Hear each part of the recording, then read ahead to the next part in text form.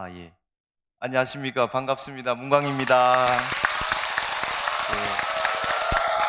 아유,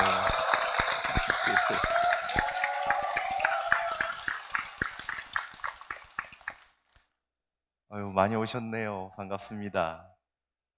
어, 이제 우리 홍법사에 이렇게 백중법회에 이렇게 많은 분들께서 참가를 하셨는데, 우리 이 대도량을 읽어주신 우리 심상 큰 스님께서 백중법회를 한번 오라고 하셨는데, 제가 이제 지금 시간이 맞아서 이렇게 하겠습니다 했는데 보니까, 순서는 상관없습니다. 저기, 우리 뒤에 해국 큰 스님도 오시고, 다른 스님들도 많이 오시는데, 제가 보니까, 지난주에 이제 불심 도문 큰 스님께서 왔다 가시고, 그 다음에 제가 이번 주에 오게 됐는데, 음, 그 순서는 아무 상관이 없고, 제가 그냥 이 시간이 된다고 해서, 그렇게 해서 찾아뵙습니다.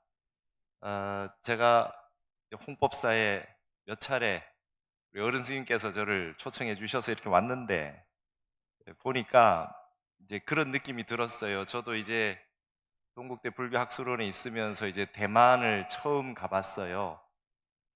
송은대사가 일궈 놓으신 불광사, 불광대학 이런 데도 가보고 했는데, 미국의 그 설해사도 가보고 이렇게 했는데, 정말 그 인간불교, 실천불교, 그다음에 생활불교를 일궈내신 어, 성운 스님 같으신 분이 우리나라의 심산 스님이 아니신가 이런 생각이 듭니다.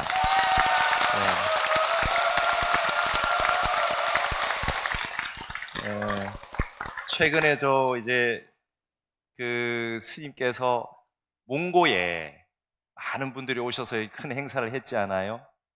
그리고 그 몽고의 이 지구를 위해서 나무를 지금 엄청 심으시는 그런 대불사를 시작을 하셨어요. 스님의 그 대원력과 자비심이 아마 이 지구를 구하는 데에 지금 이제 원력이 거기에까지 미치신 것 같고요. 굉장히 중요한 일이 아니겠습니까?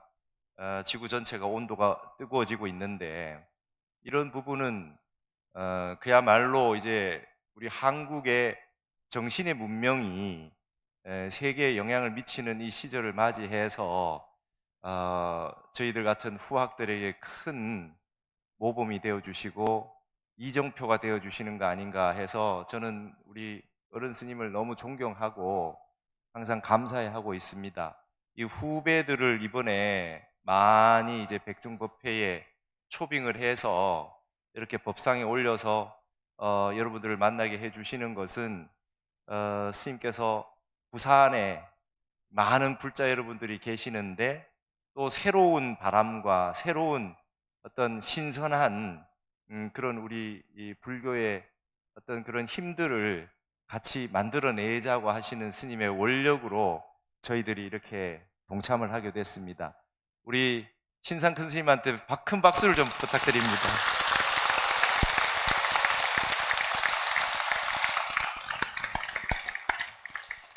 제가 탄원 스님 연구를 했는데 탄원 스님 연구를 할 때 이제 이 탄원 스님 책을 내시는 과정에서 저는 이제 우리 불심 도문 큰 스님에 대한 말씀을 들었어요. 탄원 스님이 예전에 화엄경 번역하시고 하실 때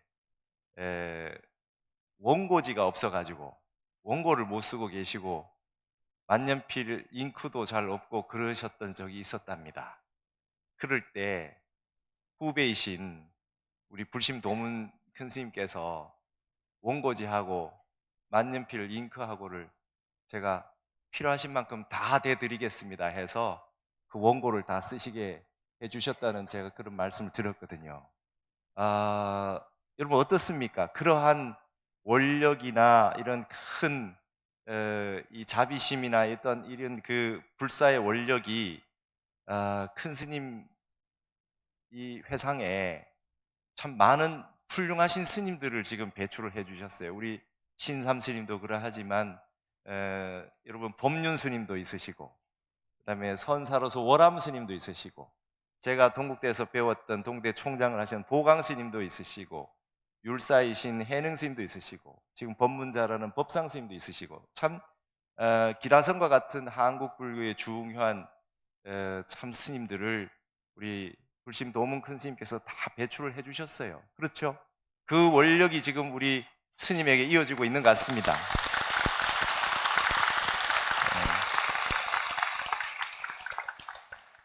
이제 우리가 이제 원래 윤달이 있는데 이제 백중법회를 하지 않습니까? 백중법회를 하면서 이제 천도제를 이렇게 항상 지내시고 하는데, 우리가 이제 한국에서 이 천도제와 백중법회는 전통도 깊지만 이제 확고하게 자리를 잡아서 불자라면 초파일 법회와 더불어서 이 백중법회가 굉장히 중요한 법회로 자리를 잡고 있는데, 우리 한 번은 이제 이 생각을 해봐야 될 것 같습니다.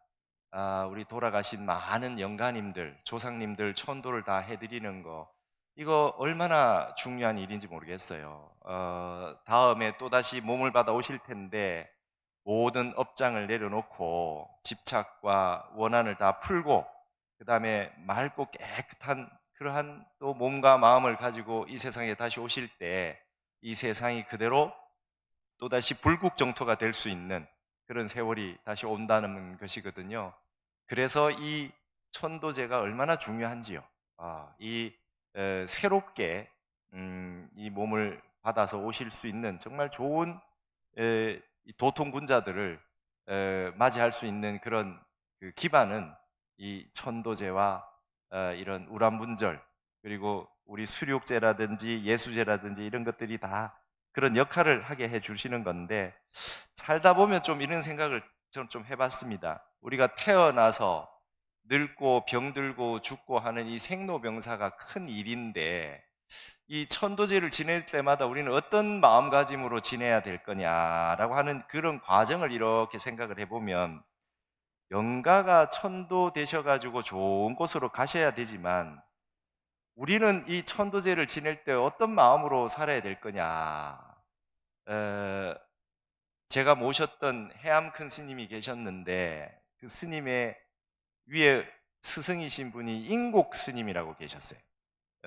이 지금 불심도문 스님 위에 분이 동원 왕규 스님이라고 큰 스님이 계셨고, 그분 위에가 이제 용성 스님이신데, 용성 스님의 또 다른 제자분이 저의 상노 스님이 되는 인곡 창수 대종사라는 분이 계셨어요. 그분 밑에 이제 해암 스님이 그 제자로 계신데, 이 인곡 스님께서 헌식을 하면 이 어깨에 까마귀 까치들이 와서 앉았다가 헌식할 때를 기다려서 그걸 먹었다 그래요. 그만큼 맑고 청정하셔가지고 동물들이 이렇게 옆에 와서 그냥 편안하게 어깨에 앉을 정도로 하셨다는데, 이 어른이 백중 전날 이제 며칠 전에 나는 이제 이 몸을 바꿔야 되겠다 하시면서 내가 가야 되겠다, 내일 가야 되겠다 하시니까 날짜가 보니까 백중전날이었다 그래요. 그러니까 스님들께서, 제자분들께서, 스님, 백중전날 입적을 하시게 되면 절이 나중에 스님 제를 모실 때 너무 번거로워집니다. 그냥 백중날 하루 연기해가지고 백중날 가시면 어떻겠습니까? 막 그냥 같이 제 지낼 때 좀 좋게 좀 배려를 좀 해주시지요. 이러셨대요. 그랬더니 스님께서, 그래, 그럼 내가 그렇게 하지. 그래서 백중날이 우리는 어른 스님 그 추모제 날이 됐어요. 제가 출가를 해가지고 이렇게 행자 때 이제 큰 스님 제를 지내니까 제사를 어떻게 지내는가, 이렇게 저는 이제 유교 선비 집안에서 이렇게 해서 제사 지내는 걸 많이 봤으니까 절에서는 큰 스님 제사는 어떻게 지내는가 궁금했지요. 그래서 막 이렇게 괴임새를 하고 과일을 재고 하는데, 큰 스님 진영 앞에는 과일도 뭐 올리고 이런 것도 없고 좀 특이했어요.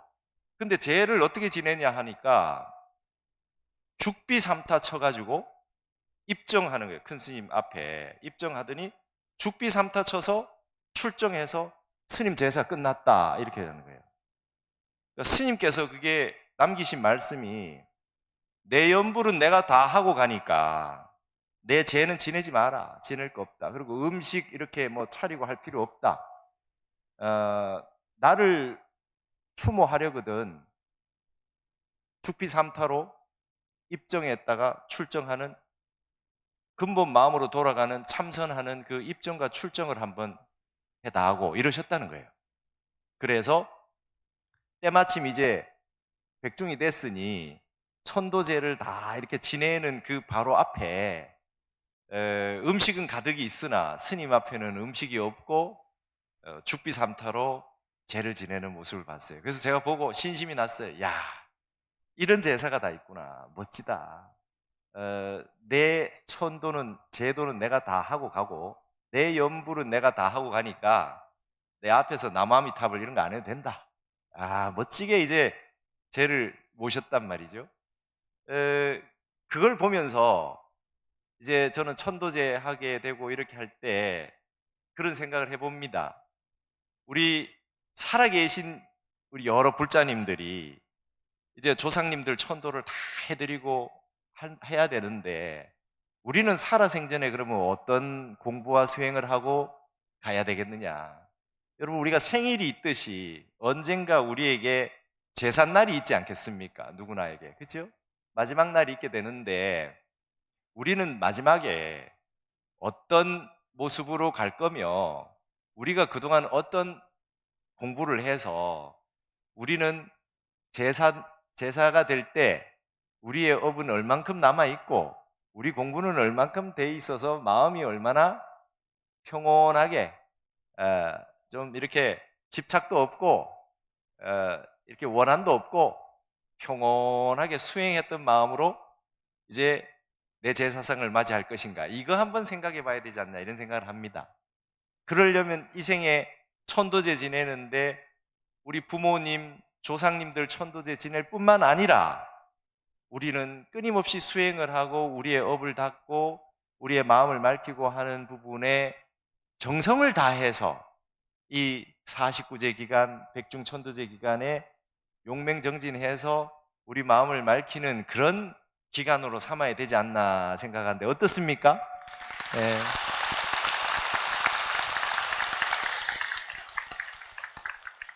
제가 우리 해암 큰 스님이 그런 말씀 하셨어요. 우린 이 몸이 있는 한 날마다 죄를 짓고 산다. 알고도 짓는 죄, 모르고도 짓는 죄. 내가 무슨 죄를 짓는지도 모르고 죄를 지을 때가 많고 우리 몸을 유지하기 위해서는 이 수도 없이 업을 짓고 살 수밖에 없는데 그러면 업을 짓고 업을 닦고 업을 짓고 또 참회하고 업을 짓고 또 선업을 닦고 이런 과정이 계속 반복이 되는데 이래가지고 수지가 타산이 맞나? 이래가 수지 타산이 맞겠나? 그래서 아주 좀 레디컬한 말씀이지만 매일 날마다 부모를 죽일지언정 참선을 해라 이런 말씀하셨어요. 우리가 한마음 일어나는 이 한 생각을 어찌하지 못해서 화도 내고 욕심도 부리고 이렇게 하는데 세상의 모든 업은 한 생각 일어나서 그 업을 지었으니 우리가 그 근원에 뿌리를 뽑으려고 한다면 참선을 해야 되고 선정에 드는 기도를 해야 된다 이 말입니다. 어떤 기도도 좋고 어떤 수행도 좋으니 깊이 들어가서 무심이 돼서 마음이 텅 비어지면 그걸 다 선이라고 하니 선정이라 하니 어떤 공부를 하셔도 좋으니 그것이 깊어져서 무심 상태로 들어가서 우리가 가지고 있는 본래 면목 불성의 법신의 부처님과 똑같은 자리와 한번 만나는 선정 무심이 한번 돼 보는 그런 그 수행을 하시면 과거에 있는 모든 수없이 많은 이 종본 1호의 이 일회의 모든 내 업장도 소멸할 뿐만 아니라 수없이 많은 영가님들도 천도가 되고 유주무주 영가 떠도는 영가님들 다 그 자비심과 지혜로 천도가 돼서 이 세상이 맑아질 거라고 생각이 듭니다. 여러분, 이 기간에는 열심히 우리가 수행하는 시간이고 마음을 맑혀서 아주 집중적으로 공부를 잘 할 수 있는 그런 기간이 바로 우리가 이 백중 기도하는 기간입니다. 맞지요?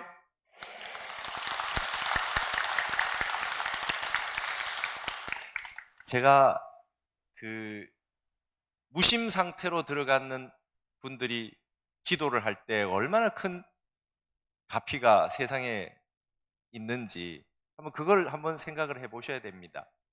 만공선사께서 무학대사가 깨달음을 얻으셨다고 하는 그 간어람을 중창을 하시게 해가지고 천일기도를 했는데 천일기도 하고 나서 3일 뒤에 우리나라가 해방이 됐대요. 그게 원래 간어람에 여러분 그 무학대사 수행하셨던 흔적은 없었고 거기에 조선시대를 지나면서 그 묘자리들이 있었답니다. 묘자리들이. 그걸 다 정리를 하시고 해가지고 그게 다시 간어람을 세워서 기도를 하시게 했는데 그 선사께서 거기에 간어람에서 기도를 하시고 원담 스님께서 방장하셨던 상자 원담 스님께서 기도를 마무리를 하고 그렇게 해가지고 딱 왔는데 그때 성철 스님이 거기 가셨다는 거예요. 간어람에 가셨는데 성철 스님께서 그때 아주 수자로서 용맹정진할 때니까 궁금한 것도 많고 해서 선지식이니까 찾아뵀다는 거예요. 스님, 경허선사를 뵈셨지요? 그랬지. 경허선사는 어떠셨습니까? 스님은 공부가 다 끝나셨습니까? 이런 궁금한 것이 많으셔가지고 성철 스님이 질문을 하시니까 왕공 스님께서 낮에 이런 질문을 하면 낮에 간호람을 왔으니 저 바다를 보게 이렇게 하시고 밤에 질문하면 간호람이 왔으니 저 달을 보게 이렇게 질문하셨대요. 다 대답을 하셨답니다. 근데 그 동네에 소문이 어떻게 났냐 하면 젊은 중은 맨날 앉아만 있고 늙은 중은 맨날 기도만 한다. 그렇게 소문이 났대요. 큰 스님이 만공선생께서 그 기도를 그렇게 하셨대요. 국가와 민족과 통일을 위해서 해방을 위해서 그렇게 기도를 하고 계셨는데 성철 큰 스님이 그때 젊으셔서 오셔가지고 수자로서 참선만 하시고 다 했는데 보니까 그 선사 스님이 그렇게 기도를 열심히 하시는 걸 보고 선사가 저렇게 기도를 하는가 생각을 하셨을 것 같아요. 저는 그 상황은 이제 제 짐작입니다. 그러시고 났는데 그 간호람에서 천일 기도한 게 회향이 되고 나서 3일 뒤에 해방이 되셔가지고 무궁화 꽃을 따서 세계 일화라고 만공선사가 쓰셨다는 거예요. 이제 우리가 해방이 됐으니 세계가 한 꽃송이가 됐고 우리나라가 그 중심에 설 것이다. 이런 말씀을 하셨다는데 아마 그 소문을 그 얘기를 성철 큰 스님도 아마 들으시지 않으셨겠어요. 스님도 오로지 참선만 해라라고 하셨던 분인데 백년에 가면 그렇게 기도를 많이 시키시는 것도 아마 이것과 모종의 연관이 없지는 않았으리라고 보여집니다. 그래서 무심을 증득하고 마음이 맑으신 분들이 기도를 할 때 이 우주법계가 얼마나 청정해지고 수없이 많은 분들이 가피를 입지 않겠느냐 그런 생각이 들어집니다. 어떻습니까? 네.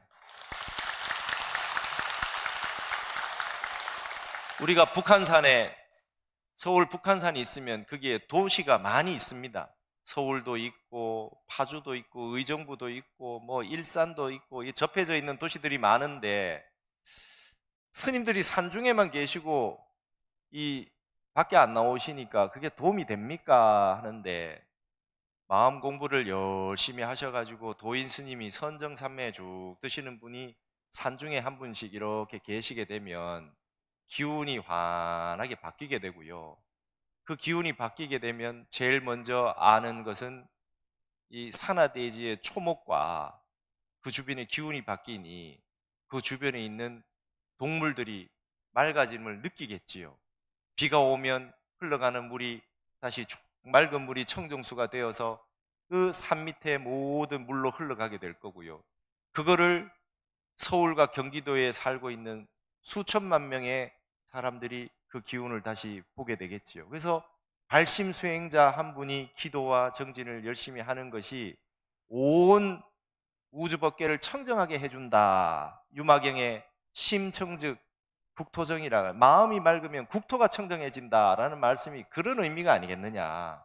수행하시는 그 원력이, 1인이 발진기원하면 한 사람이 마음에 이 참된 마음을 내셔가지고 원력을 내셔가지고 근원자리로 돌아가면 시방 허공이 실계소원이라 시방 허공이 다 녹아내린다 라고 하는 능언경의 말씀이 이런 말씀 아니겠느냐.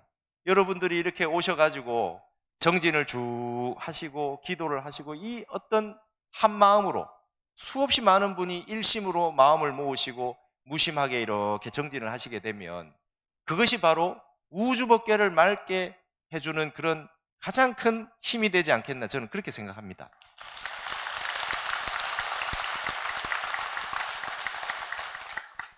그래서 이 맹자에 보면 이런 말이 있어요. 등동산이 소로하고, 동산에 올라가 봤더니 공자가 살았던 그 노나라가 작아 보이고, 등태산이 소천하라, 태산에 올라갔더니 천하가 다 작아 보인다. 이게 향상일로로 점점 세상이 이제 넓어지는 거죠. 마음 공부를 하면. 그렇게 그런 그 세상의 이치가 있는데, 관어해자 난이수요, 바다를 본 사람에게는 물대기가 어렵고, 바닷물을 본 사람, 우리 여기 부산에 바다가 가깝지 않아요. 바다를 본 사람한테는 웬만한 물은 물같이 보이지가 않는데요. 제가 부산 분들을, 제가 대학교 들어와서 이제 부산 친구들을 만나고 했는데, 대학교 1학년 1학기 과 대표는 전부 부산 사람이 합니다. 왜 그러냐? 마음이 넓어요. 뭐 그냥 화통하게 그냥 막 다 친구 삼아버리고, 그러니까 뭐 네 학생회장 해라, 과 대표 해라, 막 이렇게 바로 된단 말이죠. 바다를 본 사람에게는 웬만한 물은 물 같지가 않아요. 아주 이 마음이 넓어지고요. 유어 성인지 문자 난연이라, 성인의 문화에서 논의로 본 사람에게는 말되기가 어렵다. 아무 말은 말 같지가 않아요. 성인의, 우리 부처님 말씀 이런 공부를 하면 그 좁은 소견에서 나온 그 사상 철학 같은 거는 그 별로 말 같지 않다, 이렇게 느껴집니다. 여러분 벌써 그거 다 느끼시죠? 예. 네. 그러니까 큰 물에서 놀아야 되고, 큰 도인, 큰 선지식 공부를 이렇게 해가지고 해야 되는데, 공부라고 하는 세계는 어쨌든 선지식이 있어야 되고, 우리 위대한 부처님 말씀을 따라서 이렇게 공부를 하시다 보면 나도 모르게 내가 확 하는 게 넓어지죠. 이걸 화기충지라 그래. 넓혀지고 채우고 또다시 넓혀지고 채우고, 이 과정을 끊임없이 하는 거죠. 그래서 향상일로의 세계로 쭉 가는데, 그 다음에 뭐라 그러냐면 맹자가 관수유술이니 필관기란이라, 물을 보는 데는 방법이 있으니, 여러분 물이 흘러가는데 물을 보는데 방법이 있는데, 반드시 그 물이 물결치는 그 울돌목을 볼 줄 알아야 된대요. 그냥 편안하게 흘러가는 물을 보면 그냥 아무 일도 없는 것 같지만, 물이 바위와 부딪히고 또 이쪽에 부딪히고 흘러가서 막 폭포수가 되었다가 흘러갔다 할 때, 그 부딪힐 때 그 물이 어떻게 흘러가느냐, 그거를 봐야 된다는 거예요. 그래서 유수지위무ля는, 흘러가는 물의 속성이라고 하는 것은 불성과 불행이라, 불영과 불행이라 그래요. 그게 웅덩이가 파져 있는데 그 웅덩이를 채우지 않고는 흘러가는 법이 없대요. 물이 흘러갈 때 물이 깊게 파여져 있으면 거기에 다 물을 채우고 나서 흘러간대요. 공부라는 것이 조금만 부족해도 진척이 안 되는 법입니다. 서울을 가는데 만남의 광장에서 1m가 부족해도 그건 부족한 거예요. 아직 서울이 아닌 겁니다. 그러니까 스님, 기도를 하는데 이렇게 열심히 했는데 저는 업장이 다 소멸이 안 됐습니까? 저는 이렇게 용맹정진하고 공부를 하고 철야정진을 하고 하는데 저는 왜 아직까지 견처가 안 생기고 공부가 안 됩니까? 물이 100도가 돼야 끓지요. 60도가 됐는데 아직 안 끓는 거 아니겠어요? 불영과 불행입니다. 물이 다 웅덩이 찾아야 그 다음에 넘어간다 이 말입니다. 내가 덜 됐는가 보다, 더 열심히 해야 되는가 보다, 이렇게 생각하시고 밀어붙이시면 된다 이게. 그냥 내가 왜 안 되느냐 생각하실 거 없이 밀어붙이시면 된다. 부처님께서 이 전생에 벌써 공부를 다 마치시고 서가모니라는 호를 받으시고 부처가 됐다는 인증을 다 받고 연등불에게 받고도 그 다음 생에 오셔서 6년 고행하셨어요. 그 제가 물어보시는 분 있으면 여쭤봅니다. 공부를 열심히 했는데 공부가 잘 안 돼요. 뭐 문제 있는 거 아닙니까? 보살님 얼마 해보셨는데요? 일주일 용명정진하고 왔어요. 부처님 6년 하셨는데 부처님 고행상 보셨습니까? 그 공부 다 끝내신 분이 6년 고행 하셔가지고 성도하셨는데요. 일주일 용맹정진 하셔가지고 됩니까? 이랬어요. 우리는 그냥 공부하다 죽으랍니다. 공부하다 가면 됩니다. 그러나 이 과정에서 반드시 회항을 같이 할 날이 있어요. 묘각이 오지 않아도 10회항이 있지 않아요. 내 공부했는 만큼 이 세상에 회항할 수 있어요. 공부해보니까 좋더라. 니도 절에 가자.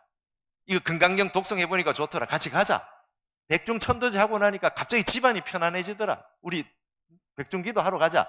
내가 공부가 다 끝나지 않아도 중간에 회항할 일이 너무나 많습니다.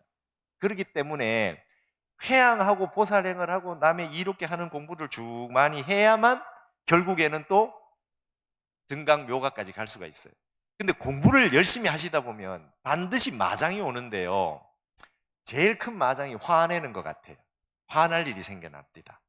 그래서 여러분 화엄경에 보면 보현행품이라고 있거든요. 보현행원품 말고 보현행품이 있는데 이게 십주, 십행, 십회양 십지 등각 묘각에서 등각보살의 경계인데 이 등각보살의 경계인 보현행품에서 무슨 말이 있냐면 화를 내면 묘각에 가기 바로 직전에 있는 등각인데 등각보살도 화낼 일이 생겨난대요. 화를 내게 되면은 공부한 게 다 날아간다 이렇게 돼 있어요. 그러니까 공부를 많이 하신 분일수록 주변에 화날 일이 생겨난대요. 그럼 딱 알아차리셔야 돼요. 염기즉각이라 한 생각이 일어났을 때 바로 알아차려라. 이게 이 원각경에 있는 구절입니다. 이게 모든 지금 명상하는 분들의 핵심 아닙니까? 마음 챙김, 알아차림이라고 하는 게 한 생각 딱 일어났을 때 바로 알아차려라는 거예요. 이게 원각경에 있어요. 그러니까 야 내가 공부가 많이 됐는가 보다. 화날 일이 생겨나네. 야 나 여기 안 속겠다. 바로 알아차리고 일어났다 사라지는 마음은 내 본래 마음이 아니니 이 마음하고는 내가 절대로 벗을 삼지 않겠다. 나는 절대 여기 속지 않겠다. 딱 이러고 가야 이제 공부가 된다. 그게 이제 마장이 이제 일어나는 겁니다. 근데 부처님께서 어떤 말씀 해놓으셨냐면은 세 가지가 부처님 삼불능이라는 게 있대요. 부처님이 세 가지는 못 하신다는 게 있었다는 거예요. 그게 뭐냐 하면 정업중생, 업이 결정된 중생은 해결해 줄 수가 없대요.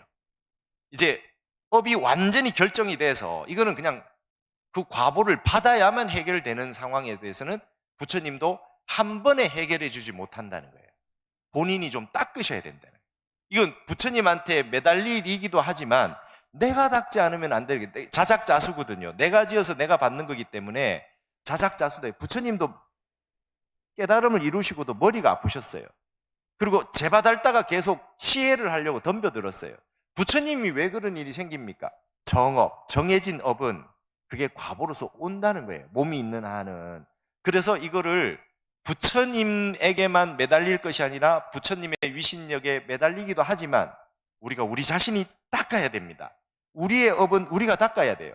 능가경에 보면 참 정말 뼈아픈 말씀이 하나 있었어요. 제가 너무 감동받았던 구절이 하나 있는데 그게 뭐냐면 여잠잡견이라는 말이 있어요. 잠실할 때 잠자, 뽕나무 잠자. 마치 뽕나무가 이 뽕나무 잎을 따먹고 누에가 자기가 뽕나무 잎을 열심히 따먹고, 여러분 얼마나 빨리 따먹는지 아시죠? 막 정신없이 따먹어요. 그죠? 먹고 나서 자기가 씨를 빼내잖아요. 그래 놓고 실에 갇혔다. 여잠잡견이다. 내가 세상의 모든 것은 내가 지어서 내가 지금 받고 있는 줄 모르고 다 남 핑계를 대고 남 탓을 하고 있다는 거예요. 세상의 모든 업은요, 내 한 생각에서 비롯돼서 내가 욕심 부려서 뽕나무 잎을 많이 따먹고 내가 씨를 빼내가지고 내가 스스로 갇힌 거예요. 이게 여잠잡견이란 말이 있어요. 그러니까 여러분 남 탓할 게 하나도 없고 내가 공부가 끝날 때까지 내가 다 해결하리라. 그래서 정업중생은 부처님도 한 번에 제도 못한다. 이 말이 있으니까 내가 닦아야 됩니다. 그 다음 또 하나는 무연중생은 제도 못한다. 인연 없는 중생은 제도 못한다. 아무리 부처님이 당대에 서가모니 부처님이 계셨을 때도 부처님이라는 이름 한번 못 들어본 분도 있었겠죠. 그죠? 그분들 뭐 했냐 이거예요. 그분들 뭐 하셨냐. 부처님이 딱 오셔가지고 계신데 도대체 전생전생에 공부를 얼마나 안 하고 인연을 못 맺어놨으면 그 부처님이 오셨는데도 우리는 그때 인연을 못 맺었을까. 이게 이제 인연 없는 중생은 제도 못한다 이렇게 돼 있거든요. 근데 여러분들 지금 여기에 홍법사에 와 계시잖아요. 여러분들 이미 제도 됐다 이 말이에요. 그리고 또 하나는 부처님이 못한다고 하신 게 뭐냐면 중생들은 다 제도할 수 있으나 중생계, 여러분 조금 전에 우리 합창하셨죠? 허공계와 중생계, 중생계가 허공계가 다 할 때까지 말씀하셨잖아요. 중생계를 한 번에 없애지 못하신대요. 이 중생계라고 하는 거 한 번에 없앨 수 없다. 이 중생 낱낱이 한 분 한 분 인연 있는 분들은 제도를 해도 한꺼번에 중생계 전체를 다 제도하기는 어렵다. 그러면 누가 해야 됩니까? 우리들이 일일이 다 보살행을 해서 여러분이 가지고 있는 본래 부처 열애가 출현하셔가지고 불보살이 여러분 속에서 나오셔가지고 여러분의 지혜와 자비로 이 세상을 불국토로 만드셔야 되는 사명이 부처님께서 우리에게 준 이 사명이 하나 남아있다 이 말입니다. 아시겠습니까?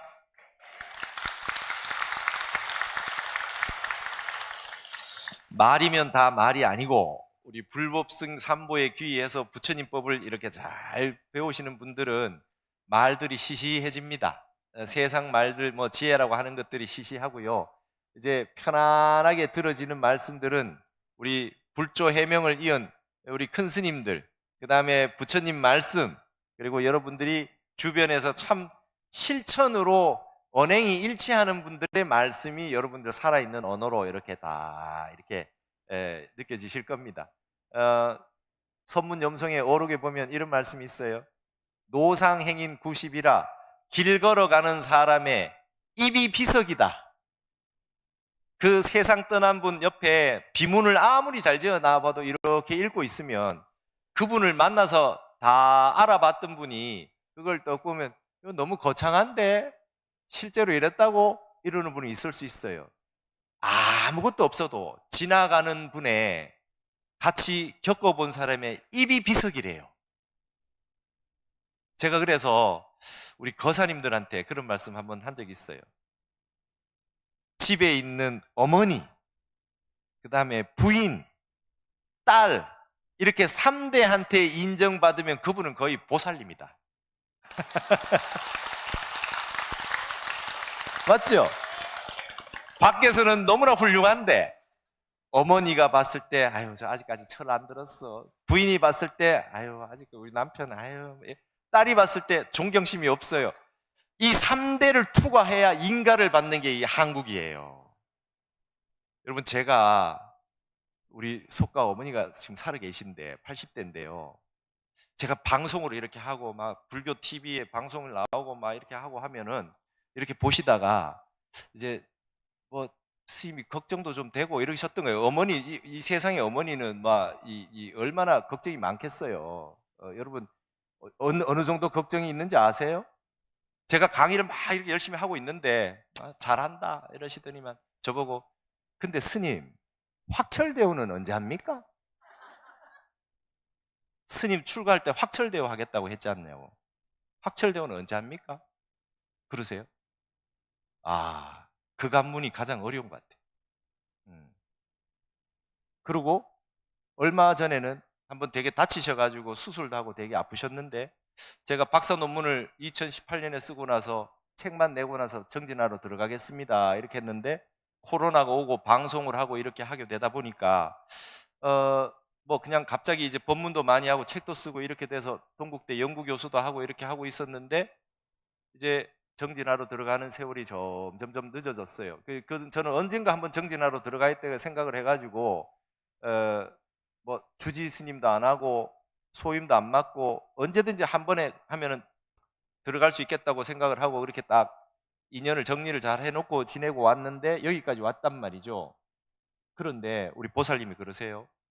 스님, 내 죽을 때를 기다리는 거요?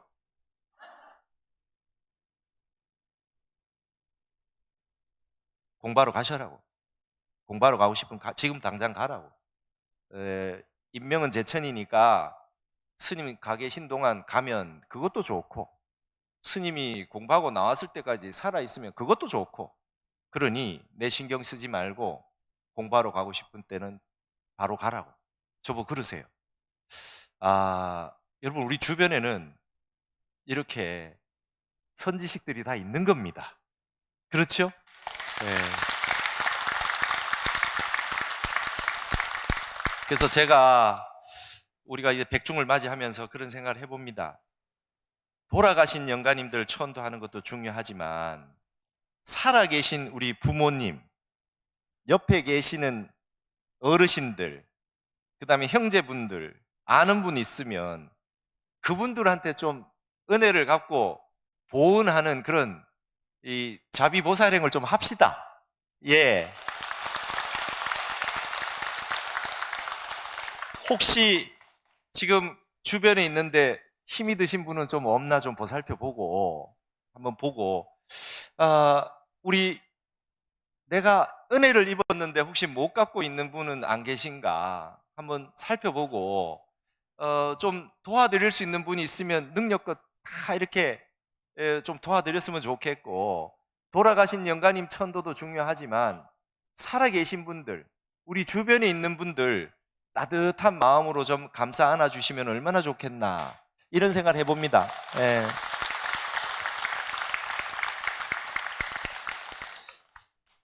제가 이제 개인적인 얘기를 조금 하자면, 제가 그저께는 안동에서 강연회를 하나 했고요. 어제는 대구 동화사에서 우리 선생님들, 교직원 불자연합회 이 템플스테이 오셔가지고 강연을 했는데, 어제는 연공체기, 하루도 빠지지 말고 연공합시다.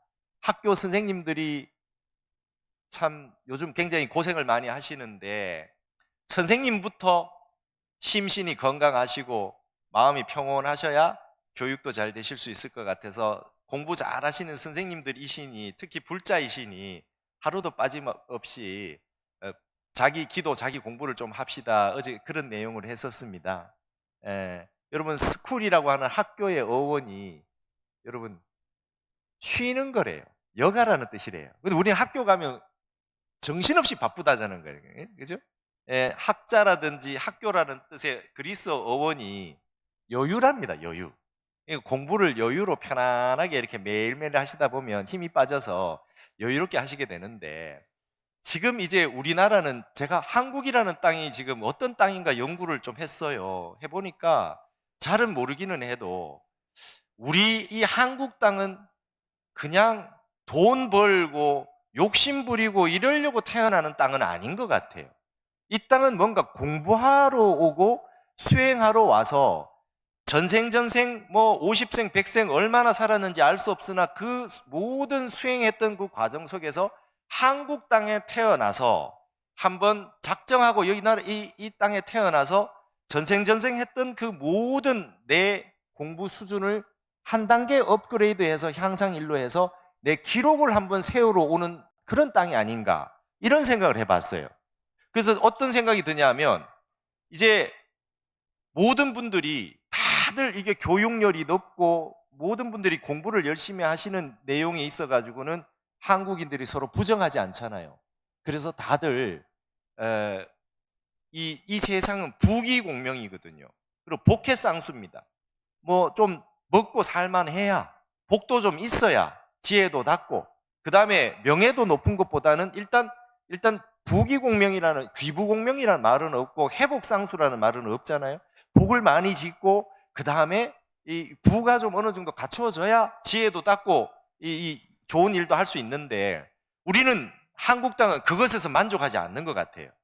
복을 많이 짓고 난 다음에 반드시 모든 회양을 공부와 수행으로, 뭔가 보살행으로 회양하는 땅이 한국 땅인 것 같은데, 요즘 보면 이 한국의 이 문화의 힘이 전 세계에 이제 뻗치기 시작을 하는 것 같습니다. 뭔가 시작이 된 것 같아요.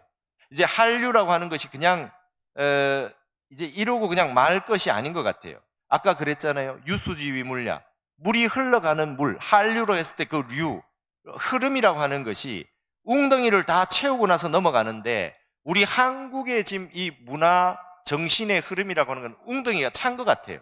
흘러 넘쳐서 전 세계로 지금 이제 펼쳐지는 그런 과정이 있는 것 같은데 제가 봤을 때 조만간에 이 부산의 홍법사 같은 이 엄청난 도량은 전 세계인들이 여기에 막 그냥 찾아오는 땅이 조만간 될 것 같아요. 네.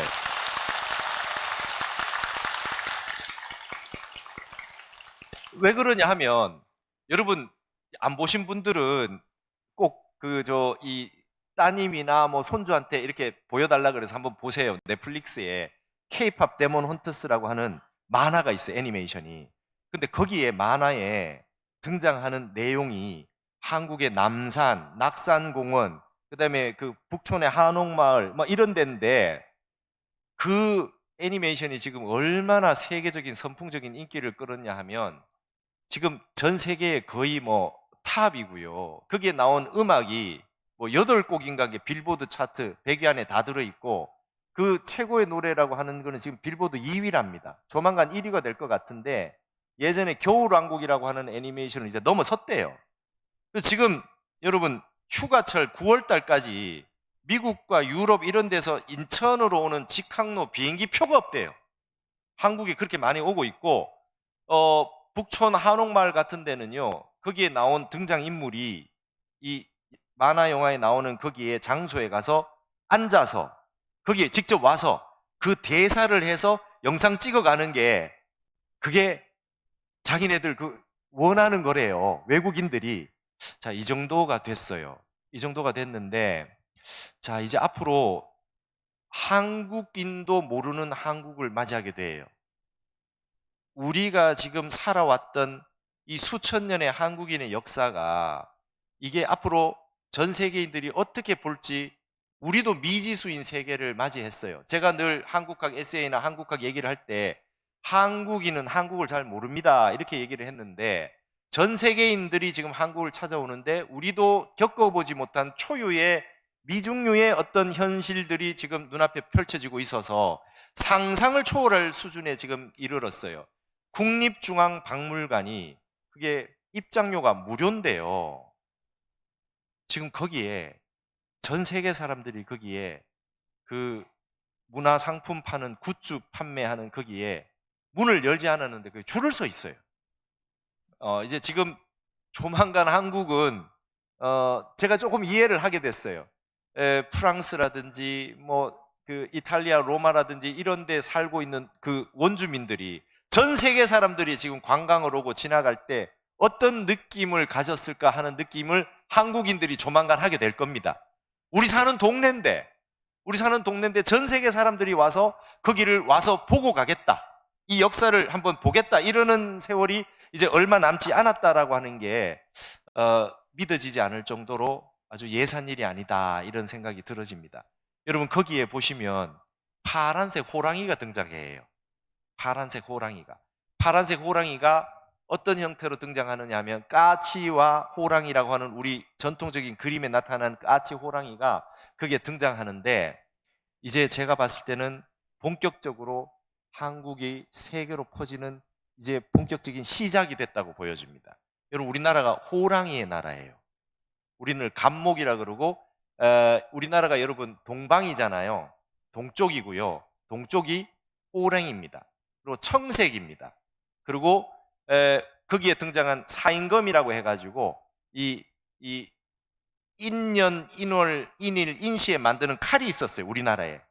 이게 새벽을 의미하는 요 2시간 안에 칼을 만들어가지고 우리는 올바르게 세상을 이끌어 가겠다 했던 게 우리 조선시대에 있었던 사인검인데 그 애니메이션에 그게 등장을 하는데 그것도 호랑이하고 관련이 있죠. 그래가지고 그 역할을 뭘로 하냐면 선과 악을 소통시켜주는 역할을 해요. 그 호랑이가 잘 보시면.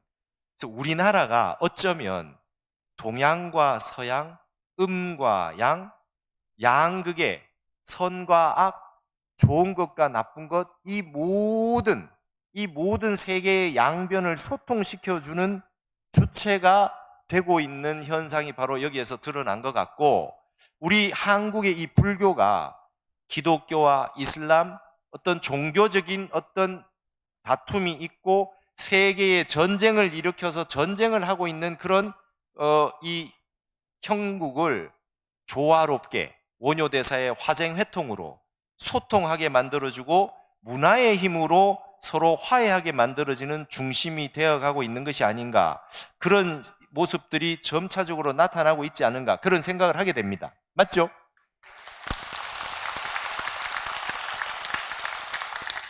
제가 안동에서 무엇을 했냐 하면 이런 한국의 정신 문명을 한류로 통해서 보는 그런 강연을 했는데, 거기에 저의 지도 교수님이셨던 중문과 선생님이 1시간 하시고 제가 1시간 해서 이렇게 강의를 했는데, 공통적으로 나오는 얘기가 뭐냐 하면, 서양이라고 하는 이 서구 유럽, 미국을 비롯한 서구 유럽이 만들어 놓은 게 이 기술적으로 과학 문명을 만들어서 이 세상을 편리한 세상을 만들어준 게 확실합니다. 그것이 근대 현대화를 해줬죠. 그리고 우리가 살고 있는 이 세계를 AI와 같은 이런 전기전자와 위대한 4.3 무해법계 시대를 한번 열어줬어요. 그러나 아직까지 남아있는 것이 무의 시대라는 거예요. 이 무력할 때 무. 그렇죠? 아직까지 전쟁을 하고 있어요, 이 세상이. 근데 그것을 이제 문으로 대처하는, 싸움이 아닌 인문으로 대처하는 그 나라가 우리가 한국이 하는 역할인 것 같은데, 동양을 대표하는 중국이 미국과 G2가 돼서 이제 이 서양에게 이 동아시아, 동양이라는 것이 있다라고 하는 걸 보여주는 역할을 하는 것이 중국인데요.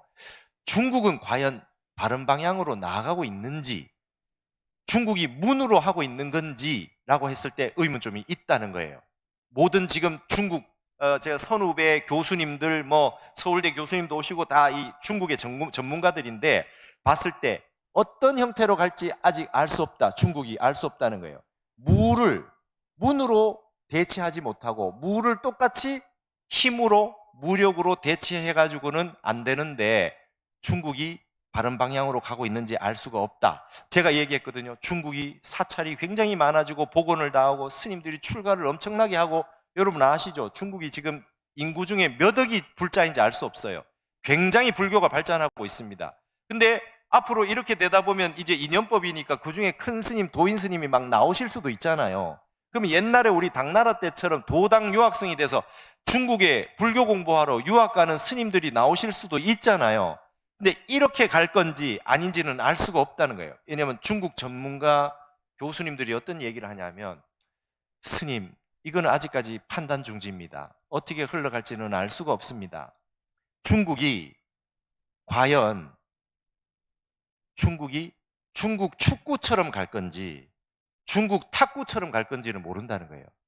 국가에서 서포트를 해서 막 만들어내는데 그 엄청난 인구에서 손흥민 선수 같은 사람을 한 명 못 만들고 있는 게 중국 축구고요. 중국 탁구는요, 중국 내에서 랭킹 1000등 안에만 들어가도 전 세계 다른 데 가서 국가대표가 다 될 수 있어요. 그 정도 수준이 되는 게 중국 탁구잖아요. 자, 중국 불교에서 도인 스님들이 옛날처럼 우죽순으로 막 나오실 수 있는 건지, 아니면 지금과 같은 상태에서 근본 종지를 공부를 해서 정말 이 수행을 잘해서 도인 스님을 만들어내는 거에 있어 가지고 손흥민 선수처럼 하나 못 만들어내는 중국 축구같이 갈지는 알 수 없습니다. 지금 알 수 없습니다. 근데 그 부분에 있어서 한국이 위대한 정신문명인 것은 뭐냐면 바둑 같은 거지요. 바둑 두는 분이 많지 않아도 한국의 최고가 된 분은 중국 최고가 되는 분한테 지지 않아요. 이게 정신문명 아니겠냐는 생각이 들어집니다. 조훈현, 이창호, 그죠? 이세돌, 그죠? 신진석, 그죠? 까지 이 한 명 한 명의 히말라야 정상을 올라갔다 올 수 있는 이 정신 능력이 한국에 있다는 거예요. 한가다. 우리는 이건 무너지지 않을 겁니다. 그러니까 앞으로 중국이 이 문화의 힘으로, 정신의 힘으로 이 부분이 어디까지 올라올지는 알 수 없으나 그 부분들을 우리가 만약 못한다고 한다면 한국이 그 길을 대체해 줄 수 있는 나라가 아니겠느냐, 이런 생각이 들어집니다.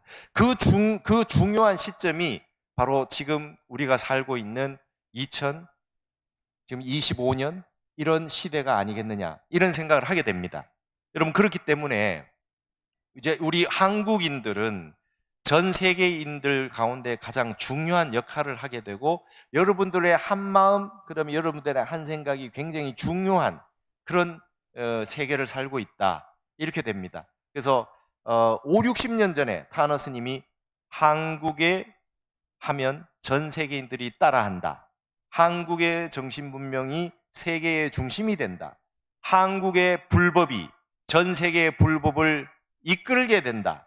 한국인이 얼마나 위대한 인물들인지 앞으로 한국에 얼마나 많은 사람들이 이 땅에 와서 이 불법을 펼칠지 알 수 없는 시대가 한번 온다라고 하는 말씀을 하셨던 것을 우리가 깊이 한번 생각하셔가지고 여러분들이 이 백중기간에 천도제를 하고 그 다음에 조상님들 천도하고 여러분들 주변에 있는 많은 분들을 맑은 마음으로 청정한 마음으로 함께 보살행을 해서 다 섭수하면 이 전 세계인들이 우리를 따라서 좋은 선한 영향력으로 행복한 불국토를 만드는 데 일조하지 않을까.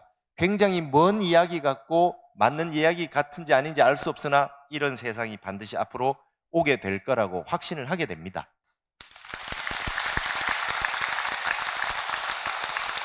여러분 다른 거 없는 것 같습니다. 우리는 위대한 부처님 불법을 만났고 한국 땅에 태어났고 정법이 살아있는 이 불국토에서 늘 수행을 하고 이렇게 멋진 도량에서 좋은 우리 심산 스님과 같은 큰 원력이 있으신 큰 스님과 함께 매일 정진하고 있습니다.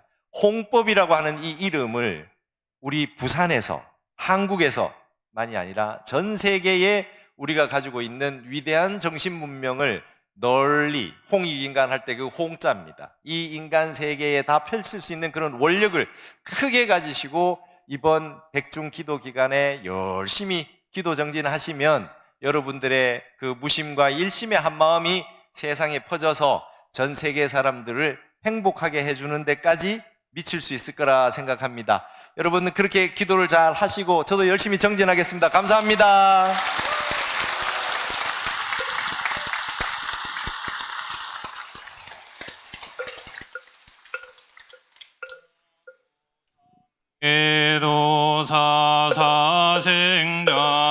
계도사사생자무시야 온사스가무니 불서가무니 서가무니 불서가무니 불서가무니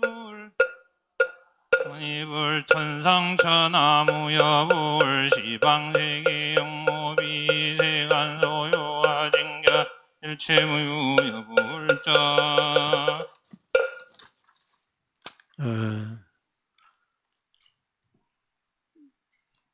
본문 잘 들으셨습니까? 근데 뭐 호응이 별로인 것 같더라고 보니까.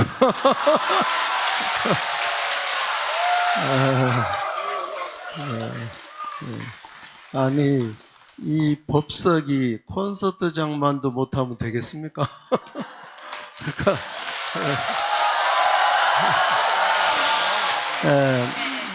여러분 다 아시다시피 이제 3년 수행을 하러 떠나시죠. 3년이 아쉬운 게 아닙니다. 3년의 그 시간이 30년, 50년의 한국 불교를 더 발전시키는 진짜 소중한 시간이 될 겁니다. 그래서 어떤 사람들이 3년 동안 못 봐서 어떻게 해요? 그런 못난 소리 하지 말고 열심히 진짜 스님이 생각하는 수행의 어떤 결실을 맺을 수 있도록 여러분들이 큰 박수로서 네.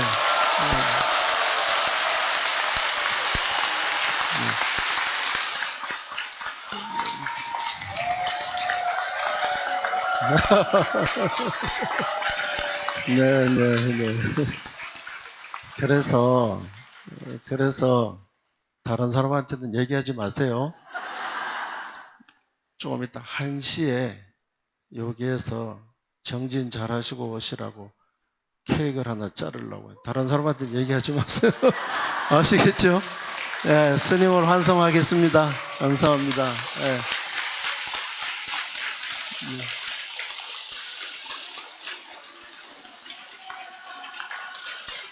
네, 좋은 날 좋은 본문 해주신 문광스님께 다시 한번 큰 박수 부탁드리겠습니다.